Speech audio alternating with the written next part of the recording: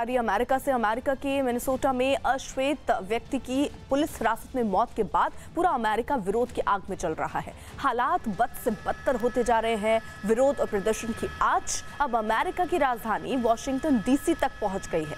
राष्ट्रपति Donald Trump के सरकारी आवास व्हाइट हाउस के बाहर भी हंगामे और आगजनी की खबरें हैं। हालात बेकाबू होता देख व्हाइट हाउस की सुरक्षा और बढ़ा दी गई। बीती रात वॉशिंगटन में व्हाइट हाउस के सामने पार्क में 1000 से ज्यादा प्रदर्शनकारी इकट्ठा हुए तो पुलिस को इलाका खाली कराने के लिए काफी जद्दोजहद करनी पड़ी। हिंसक होती भीड़ को तितर बितर करने के लिए पुलिस ने आंसू गैस और धुएं के हथगोले दागे। आंसू गैस से बचने के लिए प्रदर्शनकारी इधर उधर भागे, मगर बाद में भीड़ ने पोस्टर और बैनर को इकट्ठा करके उन्हें आग के हवाले कर दिया।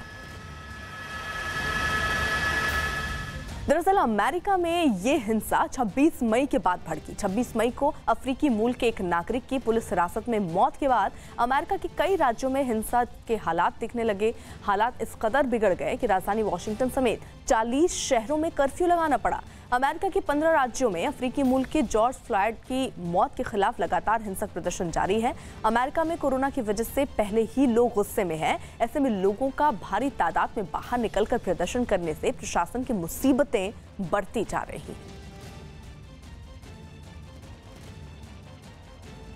तो 40 शहरों में आप समझिए हिंसा बढ़ती जा रही है। 40 शहरों में कर्फ्यू जैसे हालात हो गए हैं, कर्फ्यू लगाना पड़ा है। 3 तस्वीरें आपके सामने हैं, न्यूयॉर्क, न्यू जर्सी और मिनेसोटा की तस्वीरें कि किस तरीके से अब लोग सड़कों पर उतरे हुए हैं और वो अब विरोध प्रदर्शन करते जा रहे हैं और ये उग्र होता जा रहा है। हालांकि कई लोगों को हिरासत में भी लिया जा रहा है, कई पर कार्रवाई की बात भी आ रही है, लेकिन बावजूद इसके जो स्थिति है वो फिलहाल ठीक होती हुई नजर नहीं आ रही है और ट्रंप एक बार फिर से घिरते नजर आ रहे हैं। एक तरफ जहां कोरोना के चलते उन पर कई सवाल उठ रहे थे, वहीं दूसरी तरफ अब जब लोग एक अश्वेत की हत्या कह लीजिए या अश्वेत की पुलिस हिरासत में जो मौत हुई है उसके बाद से अब लोग ज्यादा नाराज दिख रहे हैं, सड़कों पर उतर आए हैं और लगातार ये प्रदर्शन इन लोगों की तरफ से हो रहे हैं।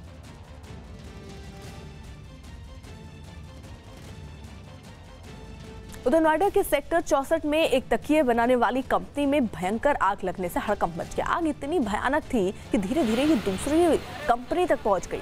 दमकल की 6 गाड़ियां आग बुझाने में लगी हुई हैं, लेकिन आग के उठते धुएं को देखकर आप अंदाजा लगा सकते हैं कि कितनी भयानक ये आग लगी होगी और देखते ही देखते ये आग फैलती जा रही है। आसपास की जो और कंपनी है उन पर भी अब आग वहां तक पहुंच गई है। हालांकि 6 गाड़ियां दमकल के इस वक्त मौके पर मौजूद हैं, आग बुझाने का काम हो रहा है, लेकिन ये जो धुआं है ये कई किलोमीटर दूर से देखा जा सकता है और ये काला धुआं दरअसल इस बात की तस्दीक कर रहा है कि आग कितनी भयानक लगी होगी। किन वजहों से आग लगी वो अभी साफ नहीं हो पाया, लेकिन ये जो जानकारी मिल रही है कि शायद ऐसा हो सकता है कि शॉर्ट सर्किट की वजह से आग लगी हो। सेक्टर 64 में दरअसल एक कंपनी में ये आग लगी और धीरे धीरे ये आग बढ़ती जा रही है। ये एक तकिया बनाने वाली कंपनी में आग लगी है। अमित सिंह हमारे साथ हमारे सहयोगी इस वक्त जुड़ चुके हैं। अमित, कुछ साफ हो पाया कि किस वजह से ये आग लगी और कितनी देर में आग पर काबू पा लिया जाएगा? देखिए अर्पिता, बता दूं गौतम बुद्ध नगर से इस समय की बड़ी खबर है, जहां एक जो कुशन फैक्ट्री उसमें भीषण आग लगी हुई है, साथ में एक कंपनी और उसमें भी आग पहुंच गई है। दमकल की लगभग 1 दर्जन गाड़ी आग पर काबू पाने में जुटी है। आग लगने के कारण इस पर सामने नहीं आया, लेकिन अभी जो आग बुझाने का प्रयास जारी है और फायर डिपार्टमेंट का कहना है कि 2 से 3 घंटे लगेंगे, क्योंकि जो अंदर कुशन फैक्ट्री है उसमें ज्वलनशील पदार्थ और केमिकल और रुई तरह की चीजें होती है, जिससे बार बार आग भड़क रही है। जी अर्पिता।